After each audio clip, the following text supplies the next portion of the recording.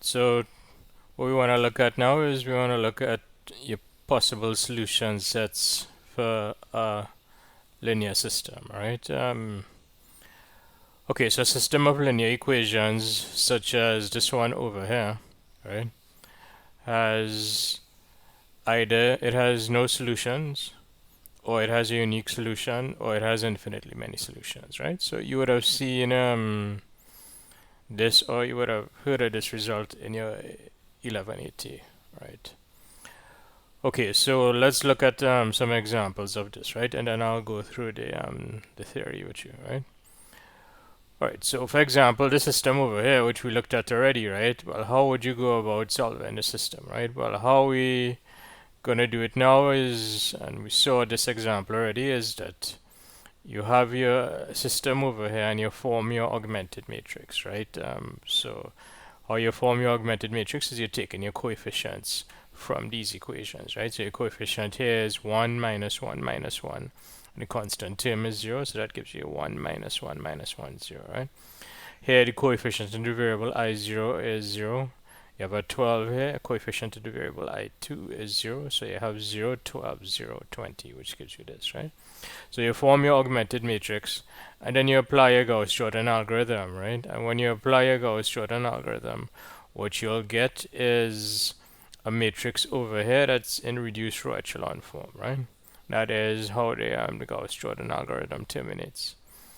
Right, so once you have this, what you do now is from this, so this is an augmented matrix for some system, right? So over here, what you did is you went from the system to the augmented matrix, right? Now what you want to do is you want to go from the augmented matrix back to the a system, right? Okay, and the system is I0 is equal to 2516, I1 is equal to 513, and I2 is equal to 512, right? And if you look at this, right, so this over here is telling you what your solutions are going to be, right? And your only possible solution is unique, right? So you have that the I2 must be 512, the I1 must be 513, and the I0 is 2516. Okay, and how you can write that is, well, your unique solution is this, right? And if you're going to express this as a solution set, you'd want curly brackets around this and a curly bracket around this. All right. Okay, so this is an example of having a unique solution, right?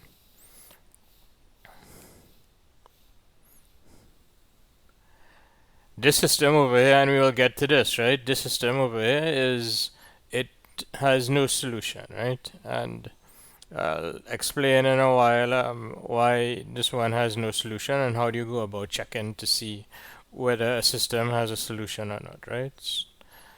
Okay, and then final example is, say, this one over here, right? So this system over here, this system, again, what you do is you form your augmented matrix, you apply the Gauss-Jordan to get the reduced row echelon form matrix here. From this augmented matrix, you construct the corresponding system, and this corresponding system here will tell you what your solutions are going to be, right? And this here is different, if you notice. Okay, so if you notice, for this system here, right, when you get down, you say form your augmented matrix, apply a Gauss-Jordan, get a reduced row echelon form matrix over here. When you form your corresponding system, right? So this is the system over here. So for this example, this was your starting system, and we use Gauss-Jordan and so on to reduce it down to this, right? Okay, on the other hand, I had this system over here. So this second example, I have this system over here. And then when I use Gauss-Jordan, it reduces down to this, right? And what you want to notice is that this is a little more complicated than this case over here, right? In particular, you can't just get right. You can't just eliminate your variables as you did over here, right? Here you have one of the variables that remains, right? That's called a free variable. We'll get into that, right? Anyway, so this case here, when you have, say, something like this, and you can't just get a unique solution like this over here, right? And it is consistent, so you do have a solution, right? Then what's going to happen is for your system, you're going to you're going to express your solution in terms of some variable over here. So one of these variables, x1, x2, and x3, you'd be able to express your solution in terms of one of these variables here. And right, this is a free variable, right? So to form your solution set, the solutions will notice what your solutions are going to be, right? The solutions are expressed in terms of a variable here, right? In terms of a variable here and a variable here, right? In this case, the solution, right, was unique, right? So you just had an answer, a scalar here, and scalar here, right? In this case, it's not quite the same thing, right? You don't just have a scalar, you have a scalar with a variable, right? A scalar with a variable and a variable here, right? Okay, so your solution is expressed using a variable here, right? And it is this sort of case that gives you an infinite number of solutions. Right, okay, so our first definition that we want to look at in this section is that a system is consistent if it has at least one solution. Otherwise, it's called inconsistent, right? Okay, so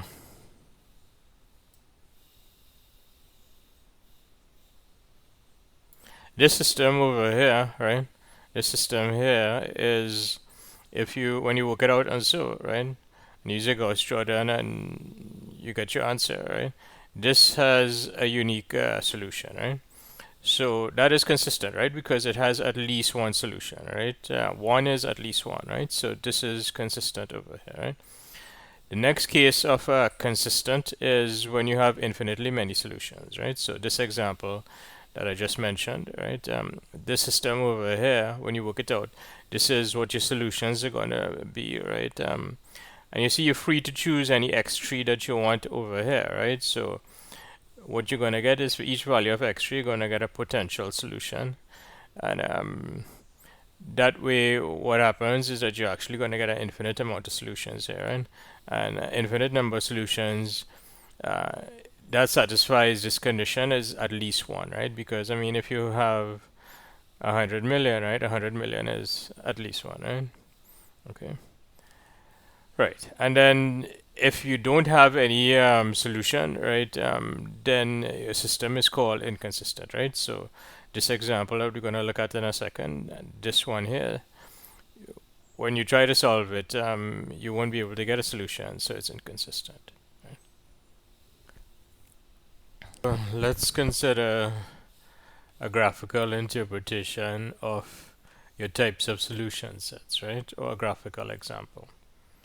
Right, so your three types of solution sets that I just mentioned is consistent, right? Okay, and this is consistent, unique, right?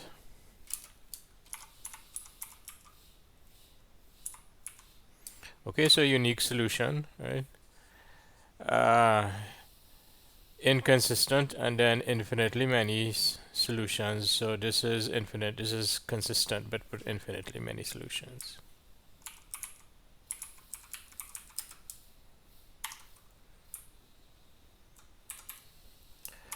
Right, okay, so let's look at an example of this first case where it's unique, a unique solution, right? Alright, so in this, for example, the system over here, x minus 3y is equal to minus 12, and the 2x plus 3y is equal to 3, right? This has a unique solution, right? You could solve it by equation operations. What you do is you multiply throughout by minus 2 and you add to this over here. And when you do that, you're going to get a 9y is equal to 27, right? So this has this sort of triangular shape that I mentioned previously, right? Okay, and from this you'd get that the y is equal to 3, and then when you substitute the y is equal to 3 into this, you're going to get x minus 9 is equal to minus 12, which gives you that x is equal to minus 12 plus 9, which is minus 3, right? So this has a unique solution, minus 3, 3, right? And for a 2 by 2 system, the consistency you could interpret graphically, right? So x minus 3y is equal to minus 12 is this red line in the plane, right? This is just a normal line in the Cartesian plane, right? You could just use the equation of a line to get this, to graph this. And this 2x plus 3y is equal to 3 is this green line over here, right? And the solution is what is a point, right? It's a xy point that is common to both lines, right? So in other words, it's the intersection of the lines over here, right? So your intersection minus 3, 3 is the solution, right? Okay, so if you have a 2 by 2 system and it's consistent, right? What if you decide to graph it, right? What you're going to have is you're going to have two lines intersecting at a single point.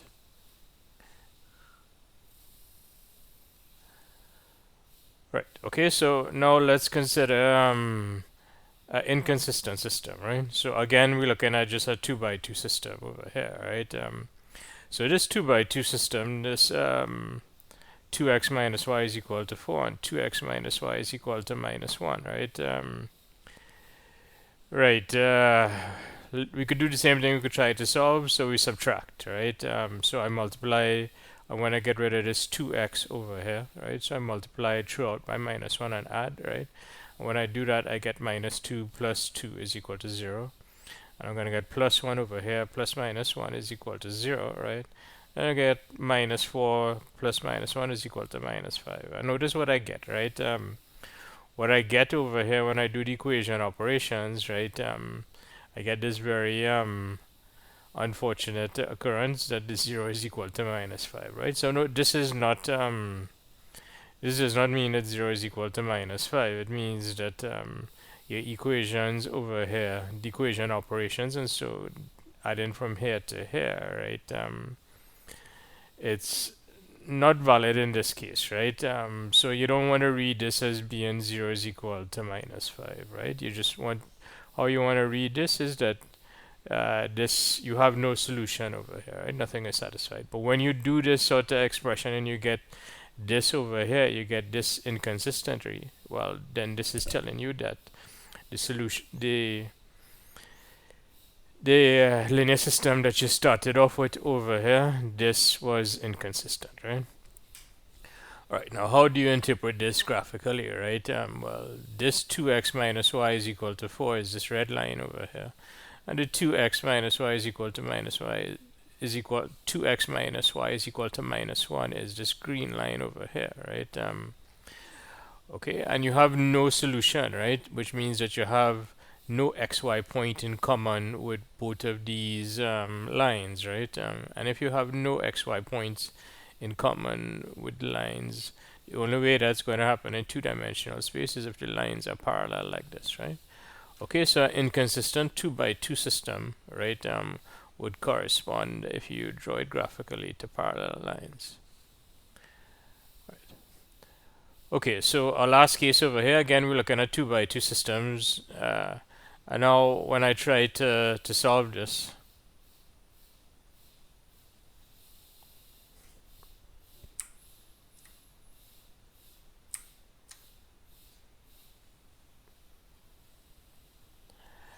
okay, when I try to solve this, well, what happens, right? I multiply this equation by minus 3 to get rid of this 6x over here.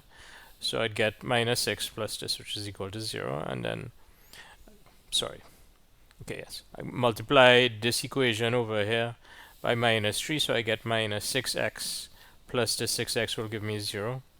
And I'm going to get minus 3, which is plus 3, added to this, which would give me 0 over here, right? Then I get minus 3 times 4, which is minus 12, added to 12 gives me 0, right? So now in this case, I get 0 is equal to 0, right? Well, nothing is wrong with that, right? But what it does mean is that this equation and this equation are just carrying the same information, right? So they're the same equations, so you just drop off one of them, right? And you can only really work with one, right? Okay, so you can only really work with this one, right? The 2x minus y is equal to 4. And what you want to realize is that any xy on this line would give you a solution, right? So any xy point on this so the red line is 2x minus y is equal to 4. Any point on the red line is in fact going to be a solution, right? So that means you have infinitely many solutions, right? Now, as I said, this line over this equation over here is exactly the same as this equation over here. The only difference is the it's well, this one is a scalar multiple of this one, right? If you get multiply this equation here throughout by 3, you'll get exactly this equation, right? Okay, so because these are essentially the same equations, right? What they do in the Cartesian plane is they represent the same line, right? Okay, so when you graph it in this case, what's going to happen is that the lines are going to coincide, right? So if you have a 2 by 2 system where you have infinitely many solutions, what that means is that the equations are the same, right? And the lines are going to coincide, right? And your solutions are going to lie along the line, which means that you have infinitely many solutions. Okay, so let's look at next example of a system that is inconsistent. Right, so I have this 3 by 2 system here, right? 3 equations and 2 variables, right? Right. Okay, so what I want to do is, well, I want to use an augmented matrix over here, and I want to use Gauss-Jordan, right? And I want to get some criteria for determining if your matrix is if your system is consistent or inconsistent, right? Okay, so what I do here is I have this system over here, right? And then I represent the system by an augmented matrix, okay? Right, so that we saw how to do that before, and now what you do is you apply a Gauss-Jordan algorithm to this augmented matrix. And what I will get is I will get going through your row reduction, right? Going through your row operations over here. I'm going to get this matrix in the end here, which is a reduced row echelon form matrix, right? Okay, so for the time being, and I'll give you a criteria in a second, just using this theorem over here to determine if your system is consistent or not by simply looking at this matrix here, right? But for the time being, let's see if we could interpret this in terms of equations, right? So remember, what you had is you had this system over here, and this was the augmented matrix corresponding to it, right? Okay, when you do your row operations like this, what you're doing is you're not changing the solution space of this system here, right? So what I mean by that is this is the augmented matrix for this system over here, right? And then you do row operations on this augmented matrix until you get this one over here. And this will have this corresponding system, right? And this is a theorem that we looked at, that row equivalent matrices, this matrix is row equivalent to this one, have equivalent systems, right? In other words, this system over here is going to have the same solution set as this system here, right? Okay, so this one has the equation of this system here has the same solution set as this system over here to the top, right? Okay, right. Now, well, what can we say about this, right? Well, what you want to notice over here is that, well, this one is okay, right? This is saying that the 2x is equal to 0. This is saying that the y is equal to 0. But this one is bad, right? This is saying that 0 is equal to 1, right? And once you have this sort of inconsistency over here, this is telling you that your original system didn't have a solution to start off with, right? So you have this 0 is equal to 1's inconsistent statement over here, and that tells you that you have no solution for your original system, right? Okay, and right. But however, you don't need to actually, if you get to this point, right, you could actually determine if your original system was consistent or not, right? And how you do that is you use this theorem 1.32, right? Okay, and the theorem 1.32 is doing it says that, well, it's set up to recognize consistency of a linear system, right? Okay, so you have a linear system to start off with, and capital A over here is the augmented matrix of a linear system, right? So this is your linear system to start off with, and this is capital A, right? Okay, and what this theorem is saying is let B be the the reduced row echelon form matrix of A, right? So it's what you get by applying Gauss-Jordan to A, right? So you have your A, you apply your Gauss-Jordan to A. This is A over here. A is this top one over here. And you're going to apply your Gauss-Jordan to A until you get the end result, which is this B here, right? Right, and this B, what you're going to do now is you're going to examine this B, right? So this is the B that, this is an example of the B that this theorem is talking about, right? And your system is going to be inconsistent if and only if the pivot of the okay, right. So one thing I need to mention here is that so I have my matrix B, which is this matrix over here, and gonna R is a number of non-zero rows of B, right? So R is a number of non-zero rows of B, and you notice that you have three non-zero rows over here, right? What you're doing is you're looking at the pivot of uh, the last row, right, of row R, right? So what they're trying to say over here is that you're going to apply your Gauss-Jordan, right? And when you apply your Gauss-Jordan and you get this answer, this RREF, right? What you're doing is you're looking at the pivot of the last non-zero row, right? In this case, all the rows are non-zero, right? So just simply the last row, right?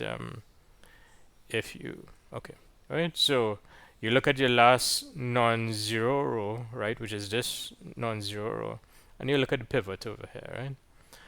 Okay, and if this pivot is located in column n plus 1 of B, right? Now n is the number of variables, right? So over here you have n is equal to 1, 2 variables here, right? So your system is inconsistent if and only if your pivot over here is in column n plus 1, right? And what that means in terms of augmented matrices is that this pivot over here is in the side with the constants, right?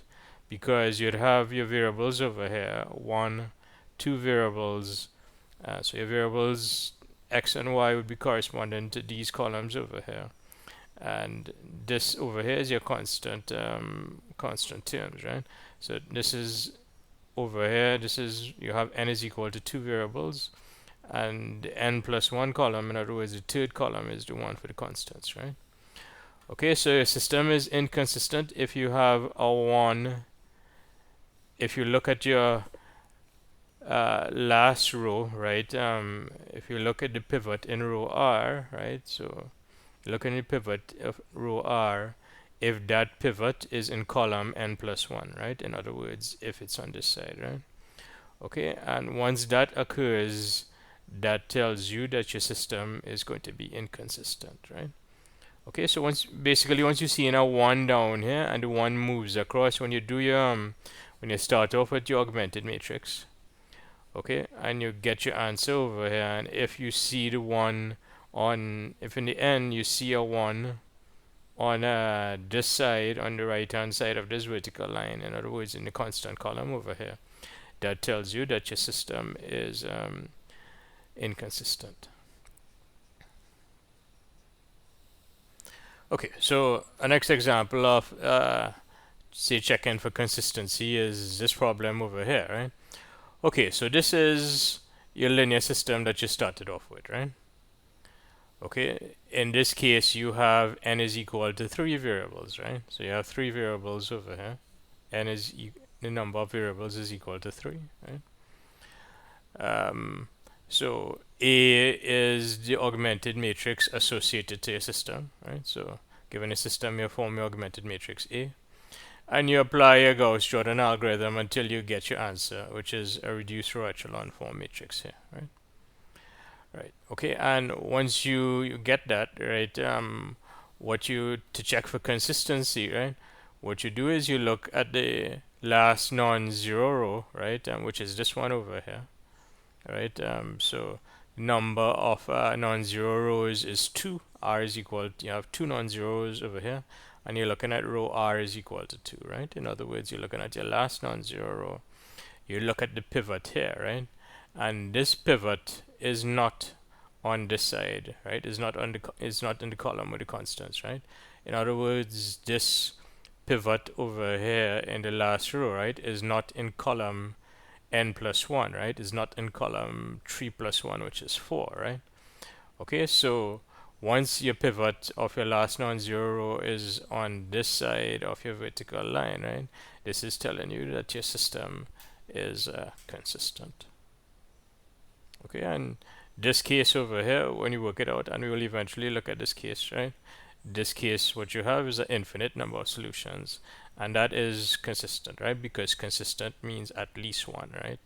And you definitely have more than one over here. Okay, so you want to consider your notion of pivot variables and free variables. Right, so let's look at, as an example, let's look at the system here, right? So I have this linear system and I want to solve it, right? How I would do that is form the augmented matrix associated to the system, and then apply Gauss-Jordan to that augmented matrix. In which case, what I get here is this reduced row echelon form matrix. Now, this is an augmented matrix, so it has a corresponding system over here, right? And what we talked about previously is that this corresponding system, because we went from A to B using Gauss-Jordan, in other words, we use row operations, right? So that means that these matrices over here, these are row equivalent, so the corresponding systems are equivalent, right? So the solution set of this is the same as the solution set of this, which means that I can get the solutions for this one by looking at the solutions here, right? Right. Okay, so with this over here, what I'm going to do is I'm going to rearrange. Once this system here comes from a RREF matrix, right? It means that I will be able to rearrange it. This is assuming consistency, and this system is in fact consistent because the pivot over here is the pivot in the last non-zero row. So your bottom pivot is to the left of this vertical line, right? Okay. All right. So we can always rearrange in a certain way, right? And now we want to figure out, well, how are we going to rearrange? And going from here to here is what I mean by rearranging, right?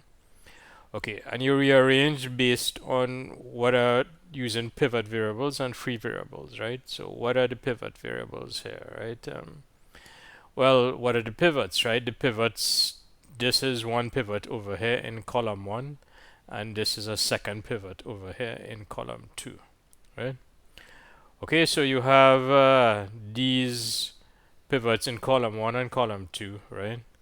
Okay, so your pivot in column 1 will have a corresponding pivot variables, right? Pivot variable, right? And this is in column 1, so you're going to have x1, right? For pivot variable, right? So the one has to do with the column the pivot is in, right? Okay, so this now is in column 2. This pivot is in column 2, so you're going to have a pivot variable, which is x2, right? Okay, so the pivot variables, the labels down here for the pivot variables come in from the location of the pivots, right? The pivots are in column 1 and column 2, so you'd have pivot variables x1 and x2. Yeah? Right. Okay, now if you notice over here, this system here had three variables, x1 and x2, right? And we identified x1 and x2 as pivot variables, right? And the definition is that if you have a set of variables and you figure out what the pivot variables are, then everything else is a free variable, right? So I have three variables over here, x1, x2, and x3. These two are pivots. So it means that the last one is a free variable. Okay, so x3 is a free variable, right? Right. Okay, so that is what this definition says over here, right? If j is the index of a column of b, right? So in other words, okay, so you have a column of b, right? And j is the index of b. So for example, the j is equal to 2, right? Of a column that contains a pivot, then xj is a pivot variable, right? Okay, so if you have a column that contains a pivot, like this one over here, right? The index of this is j, which is j is equal to 2. Then xj is a pivot variable. In other words, x2 is a pivot variable, right? And all the other variables are free variables, right? That is what this definition is saying. Okay, so why do we care about that? Why we care about that is given that this is RREF, right? RREF matrix, right? It means that the corresponding system has a certain sort of structure, right?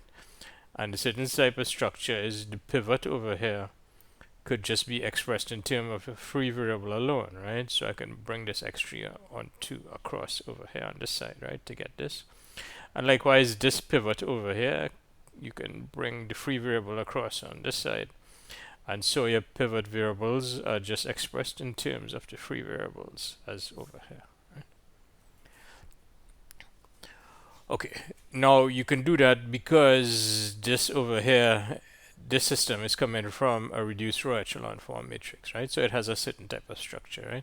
You wouldn't be able to do that over here, right? Because you wouldn't be able to just say isolate them nicely, right? Because if you try over here, you'd get x1 in terms of x2 and x3, right? So x1 minus x2 and x3. And if you try isolating x2, you're going to get x2 in terms of x1, right? So that's doesn't really help you, right? But this over here, expressing the pivots in terms of free, right? It does help you, right? Okay, so why does it help you, right? Why it helps you is because now this in fact allows you to determine solutions of your system, right? Okay, and how does it do that, right? Well, it comes from the name that, well, x3 is free, right? So you're free to choose whatever you want to put in for x3, right? Okay, so for example, if I put in, say, x3 is equal to 0, right? So x3 is equal to 0, right? I will get half minus 0, which is a half. I'm going to get half minus 0 is equal to half for x2, right? So for both of these, I get a half here and a half here, and then the x3 is equal to 0, right? So putting in x3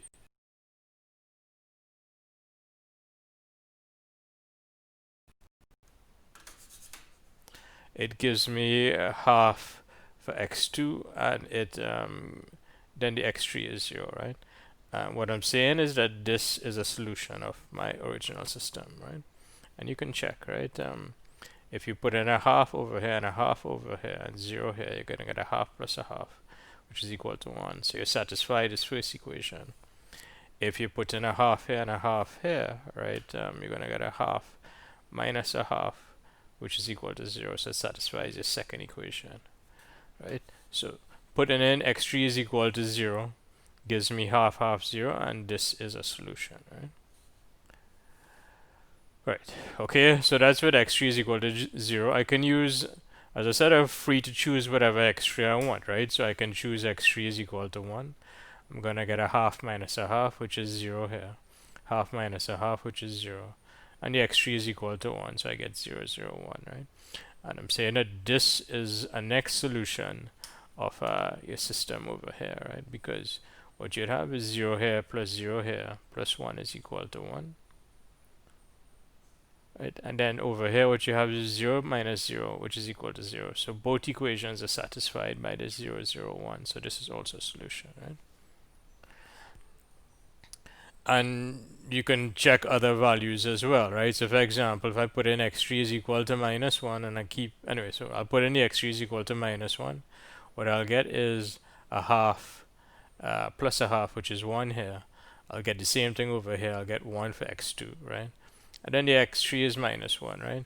And if I substitute 1, 1 minus 1 into this, right? I'll get 1 plus 1 minus 1, which is 1, so it satisfies the first equation. And if I put 1 into this, x1 is equal to 1, x2 is equal to 1, I'll get 0 here. So this satisfies the second equation. So this is also a solution, right? And okay, so I put in x3 is equal to 0 to get a solution. I put in x3 is equal to 1 to get a solution. x3 is equal to minus 1 to get a solution. Matter of fact, anything that I want and I put in for x3, right, that would always give me a solution, right? So this here, your set of solutions is infinite, right? And you get in it from this expression over here, where you express the pivot variables in terms of the free variables, right? Right. Okay, and now what you want to do is, so this is correct over here, but you want to write it in a sort of systematic kind of way, right? And you want to present your answer nicely like this, right? So, well, the x1 is in terms of the free variable, so we can write that down. The x2 is in terms of the free variable, so you can write that down. So what we get is we get that any solution, right, would be of this form, where the x1 is in terms of the free variable, the x2 is in terms of the free variable, and the x3 is a free variable, is the free variable, right? Okay, so put it in, x3 is equal to 0 into this expression, gives me what I had before, for example, the half 0, right? Right. Okay, so your solutions will look like this, right? Now you're free to choose any x3 you want, right? Now how do you write that formally, right? Well, these are your solutions over here, right? And this small vertical line x3 equal to r means that for solutions of this form, you're free to choose whatever x3 you want, right? And that is how you express your solution set, right? So one more time, your solutions x1, x2, and x3 are in terms of x3, right? So you put that over here, and this vertical line with the x3 over here means that you can choose any x3 you want, right? And we saw that choosing any x3 that we want, right? Or at least we saw some examples of it. Choosing any x3 will give a solution for this, right? Okay, so choosing any x3 over here, when we work it out, right, and we get a vector over here, right? This vector, right, gives me a solution, and that is for any x3 that I want. Okay, so let's consider this theorem over here, right? What this theorem is telling me how to determine from your matrix, right? So when you have a system, you form your augmented matrix and you apply Gauss-Jordan to that to get a reduced row echelon form matrix. From this matrix, I can determine if a system is, well, first I can determine if it's consistent, right? And then once I determine if it's consistent, right, I could determine if it has an infinite amount of solutions or if it has a unique solution, right? Okay, so, well, let's just very quickly recall how you determine if it has a unique solution, if it is consistent, right? So we're gonna determine consistency first, and we saw that already, right? Okay, so for example, this system over here, right? When you form your augmented matrix and you apply row reduction to it, right? You get, this is your reduced row echelon form matrix over here, right? And if your pivot in the last row, right, is on the right hand side of a vertical line, in other words, if it's in your constants column, or if it's in the column n plus 1, right? All of those are equivalent ways the same thing, right? Easiest to see it just as being on the right hand side of this vertical line, right? Then this is how you test to see if something is consistent, right? So for example, for next example over here, right? This system that we just looked at, right? When we find your augmented matrix over here and we apply Gauss-Jordan, right? And we look at the pivot in the last non-zero row over here, right? This is on the left-hand side of your vertical line over here, right? So it's not in the column with the constants. So this tells you that your system is consistent, right?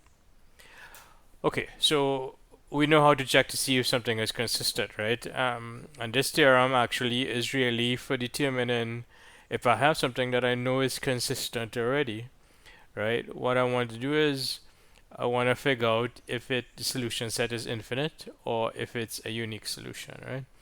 Okay, and how you do that is based on R, which is the number of non-zero rows, and N, which is the number of variables, right? So in this case over here, a number of variables small n is equal to 3. The number of non-zero rows of the B, right? So is equal to 2, right? So in this case, the R is less than n, right? Okay, so the R is less than n over here, and well, the R is bigger than equal to 1 because the number of non-zero rows is 2, right? So you satisfy this first condition over here, right? Where the R is less than n. That's the main thing that you're looking for, right? So your system is going to have an infinite number of solutions, right? And this is telling you, giving you a little more detail over here. It's saying that your system has R pivot variables, which is true, right? The R is equal to 2, right? And here I have two pivot variables, x1 and x2, right? And your pivot variables can be, each of your pivot variables can be expressed in terms of n minus r free variables, right? So if n is equal to 3 and r is equal to 2, right, then n minus r is equal to 1, right? So you expect to have one free variable according to this theory here, right? And that is what happened here, right? We have x3 is equal to one free variable over here, right? And your pivot variables can be expressed in terms of 1 n minus r, which in this example here is one free variable, right? Okay, and your solution set can be expressed in terms of the n minus r free variables, which happened over here, right? Your solution set is expressed in terms of your free variable, right? And you have n minus r, which is in this case one of them, right? But basically, once it's consistent, right? Once okay, so from the top, right? You have your system over here. Form your augmented matrix.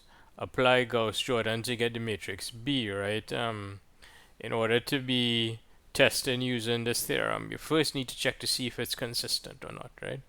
And it is consistent because the pivot in the last non-zero row is in your left-hand side of this vertical line, right? Okay, so this system is consistent. And once it's consistent, then you check your condition r less than n, right? And in this case, the r is less than the n, right? The r is equal to 2. And the n is equal to 3. So r is less than n. So what you're going to expect in this case is an infinite number of solutions, right? So theorem is saying that by examining the r and n, you can determine if it has infinite number of solutions, right? And the next case is r equal to n, where it's if r turns out to be equal to n, you would have a unique solution, right? And let's take a look at an example of that. Okay, so we want an example of consistent where r is equal to n, right? So we saw this example already, right? We have a system here, right? We have a system here. We form the augmented matrix associated to the system, right? And then what you do is you apply Gauss-Jordan, right? Okay, so you apply Gauss-Jordan, right? This is what the matrix B is, because B here is in RREF, right? The last matrix in this list is in RREF, right? And what you want to do is you want to determine the small r and the n from this over here, and from that you could determine, well, first of all, you can determine if your system is, if it has a unique solution or if it has infinitely many solutions. Right, but I still do need to check to see if it's consistent or not, right, in order to apply this theorem. And so you check the consistency by looking over here at the pivot in the last non-zero row, and you see that pivot is on the left hand side of this vertical line. So first of all, it's consistent, right? And now that you know it's consistent, you need to determine these values small r and small n, right? Okay, so small r is the number of non-zero rows, right? And the number of non-zero rows here is 1, 2, 3. Okay, and the number of variables is easy, right? The number of variables is just the number of variables in the original system, which is 1, 2, 3. Or you could count it by the number of columns. You have one column here, you have a second column here, and you have a third column here, right? So you have 3 columns to the left of this vertical line. So you're going to have those correspond to 3 variables. So anyway, so r is the number of non-zero rows, which is 3. N is the number of variables, which is 3. And here I have r is equal to n, right? Both of them being equal to 3. And for this sort of situation here, what you're going to have is you're going to have a unique solution, right? Which is what this worked out to be, right? And we saw this already, right? Okay, so r is equal to n means once your system is consistent to start off with, that you have a unique solution, right? And you see in an example over here, right? Okay, so for this theorem, what about this case r is equal to 0, right? We talked about these two other cases. So if r is equal to 0, but this says the solution set is Rn, right? And what that means, it's all possible solution vectors, all right? Okay, so this is not really going to happen too often with us, right? Because your augmented matrices will be non-zero, right? Let me just illustrate how this R could actually be equal to 0, right? Okay, so let's say consider this system over here, right? Okay, and in this system, so it's a system in variables x and y, right? But the coefficients of the x and y in this equation is 0, and then you also have your constant here being equal to 0, right? And similarly, you have this equation over here, right? Okay, so multiplying throughout by 0 over here gives me 0 on this side, and likewise multiplying throughout by 0 over here gives me 0 on this side, right? Right. Okay, now this actually is a linear system, right? It's just that all your coefficients over here are 0, right? And if you look at this, this doesn't impose any condition on the x and the y, right? You could put anything in for x and anything in for y. The fact that you're hitting it with 0, right, would just always make this left-hand side equal to 0, so you'd always get 0 is equal to 0. So you could put 10 over here, you could put minus 5 over there, you're still going to get 0 here, and 0 here is equal to 0, right? So anything, any possible pair in any possible value for x and y over here, right? Any possible pair, right, belonging to R2, right? This is going to be a solution of the system, right, to start off with, right? Okay, but what about the augmented matrix, right? So this is the system over here, right? And A is the augmented matrix according to the notation over here. So A is the augmented matrix of this system, right? So you just take your constants over here from both equations and you form your augmented matrix in your normal way. And then you apply a row reduction to this, right? But when you apply row reduction to this, there's nothing to do, right? Okay, because when you're applying your row reduction, what you're looking for is you're looking for non-zero entries in this top left position here, right? But there's nothing there, right? And you can't swap to get anything. So, and if you dropped the row below, right, you still wouldn't be able to do anything. So this actually, if you put this into Gauss-Jordan algorithm, this will just terminate. It will stop, right, because there's nothing to do, right? Okay, so this over here is if you start with your augmented matrix A, right, B is the associated reduced row echelon form, right? In other words, the A is equal to the B, right? Okay, now for this b over here, right, which is the b we're talking about in this theorem, b, the number of non-zero rows is 0, right? So r is equal to 0 is the number of non-zero rows, and all the rows are 0, right? So it means that you don't have any non-zero rows, so r is equal to 0. So the case r is equal to 0 means that the RREF matrix B is just a zero matrix, right? And a zero matrix corresponds to a system like this, right? Which imposes no conditions on the possible solution pairs, and in this case XY, right? And because it doesn't impose any condition, you're gonna pick up everything. So your solution set is everything over here, right? Right. Okay, so well, what we saw for this lecture is that if I have a system of linear equations, what I can check for is I can check to see if it's consistent or if it's inconsistent, right? So we have a check for that, right? By looking at the location of the pivot in the last non-zero row, right? So either it's consistent or inconsistent, right? So if it's inconsistent, that is the same as saying it has no solutions, right? But however, if it is consistent, right, then you split into two possible cases, right? Okay, so that is what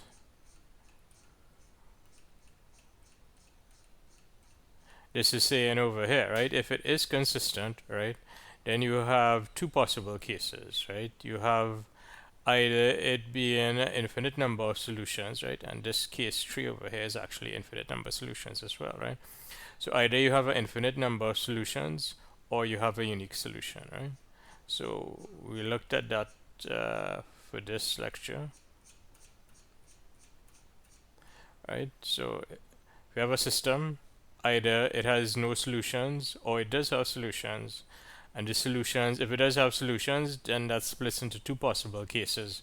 Either your solution is unique or infinitely many solutions, right? Okay, so the last thing we want to look at is something that's not very difficult, but it's just a little bit of a notation, right? If I have a system of linear equations where your right-hand side is the constants are just equal to 0, right? Then that's called a homogeneous linear system, right? So you could compare it to differential equations when you're doing the differential equations and the right-hand side was equal to 0. You used to call them homogeneous, a homogeneous differential equation, right? So roughly it's the same sort of idea, right? It probably has a more technical definition, but I guess we just leave it at that, right? So for a homogeneous linear system means that when we write all the variables on the left hand side, right, the constant terms are just going to be equal to 0 on the right hand side, right? Right. Okay, so so that is what a homogeneous linear system is, right? So this result over here is saying that a homogeneous linear system is always consistent, right? So a homogeneous linear system would always have a solution, and that's true, right? Because what you want to realize over here, for example, is if I put in x1 is equal to 0, x2 is equal to 0, and x3 is equal to 0, I will get 0 on this for the first equation on the left hand side. Likewise, I will get 0 for the second equation on the left hand side and 0 for the third equation on the left hand side, because everything is just 0 over here and the zeros will just add up to 0, right? So 0 is always a solution of a homogeneous linear system, which means a linear system would be consistent, right? However, it is possible that, this is theorem 1.37, right? It's either that zero solution is the only solution, right? Okay, or you could have infinitely many solutions, right? And that's actually these two examples over here, right? So we could take a quick look at them, right? So I have this homogeneous linear system, right? If I want to solve it, I actually solve it in the same manner that I did previously, right? What I do is I form the augmented matrix and then apply row reduction, right? And when I apply row reduction and I get my RREF, I use this to form an associated system. And this associated system has the same solutions as this system over here, right? And in this case, when I write out the equations associated to this augmented matrix, I just get x1 is equal to 0, x2 is equal to 0, and x3 is equal to 0. So it has a unique solution, right? And this case over here, right?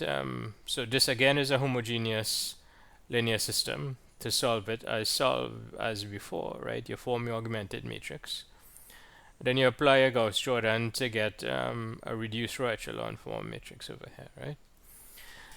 Okay, the number of non-zero rows is 2, right? In the RREF, R is equal to 2, right? The number of variables is 3 variables here, 1, 2, 3, right? So the n is equal to 3. So small r is less than small n. So it's a consistent system where your small r is less than n, so you're going to have an infinite number of solutions by this theorem here, right? Or you could actually, so at this point in time, you know it has an infinite number of solutions, right? But we can keep going and actually get the solution, right? Okay, so let's keep going, right? Right, so from this RREF, we can form the associated system associated to it, right?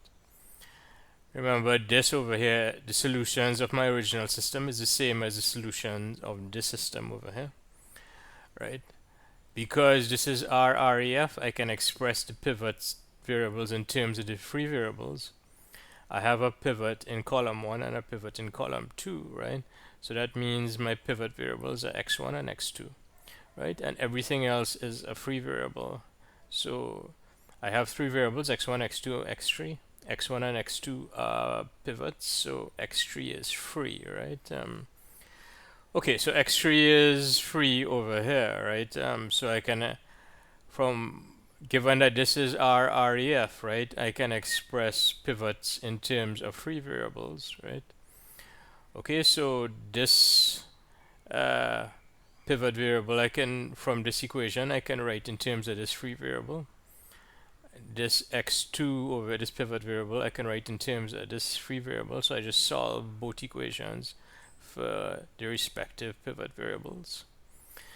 And I get x1 is equal to minus x3 and x2 is equal to x3, right? So I can write that in vector form, right? So the x1 is equal to minus x3, the x2 is equal to x3, and the x3 is equal to x3, right? And this is telling you what your solutions are going to look like, right? Okay, so for example, if I use x3 is equal to 1, right? I'll have a 1 here, I'll have a 1 here, and I'll have a minus 1 over here, right? And you want to check that that's in fact a solution, right? So if I have minus 1 over here, right? So if I use this minus 1, 1, 1 as a solution, right? You'd see that I'd have minus 1, which is minus 2, plus 2, which is 0, right? And then I'd have minus 2 plus 1 plus 1, so minus 2 plus 2, which is 0, right? And for this one over here, I'd have minus 1 plus 1, which is 0, right? So this vector over here, which is actually what I get when I put in x3 is equal to 1, would be a solution, right? Now this is sort of interesting. It's a little different from what we had before. Notice the x3 is a scalar, right? So it's a scalar that's common to each of your entries in this vector over here, so you can actually pull it out, right? And you pull it out over here and you get this constant vector, right? So this is the next way of writing your solution space, and you can do this with homogeneous, matter of fact, you can do it with all linear systems, right? And we will see later on that you can do that, or you will see it in tutorial that you can in fact do that. Okay, so just say very quickly over here to illustrate how I'm pulling out these free variables over here. I have this linear system over here, right? Okay, and I want to solve it, right? So you form your augmented matrix over here, right? Form your augmented matrix. apply a Gauss-Jordan to get your reduced row echelon form over here, right? Here, the pivot variables, okay, so the pivots in column 1 and column 2, so the pivot variables would be x1 and x2, right? The free variables would be x3 and x4, so everything else, right? This reduced row echelon form matrix has an associated system over here.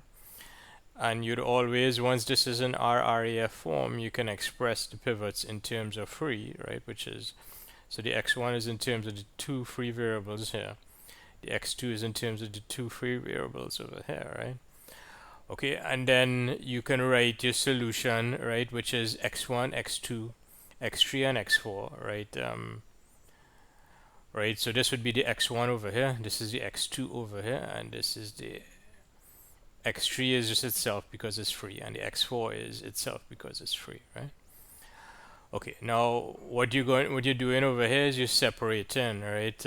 So notice the constant here is -1, the constant here is 4, the constant inside this entry over here is 0, and the constant inside this entry over here is 0, right? So I'm going to get a -1, 4, 0, 0, right? Okay, and then the coefficient in front of the x3 over here is -2, the coefficient in front of the x3 over here is 1, coefficient in front of the x3 over here is 1. There's no x3 term over here, right? So coefficient in front of the x3 over here is 0. So I'm going to get coefficient in front of the x3 is -2, coefficient in front of the x3 here is 1, coefficient in front of the x3 over here is 1. There's no x3 term, and this coefficient in front of here is 0, right? So that's where I get this -2 over here, this 1 over here, this 1 over here, and this 0 over here, right? Okay, and okay,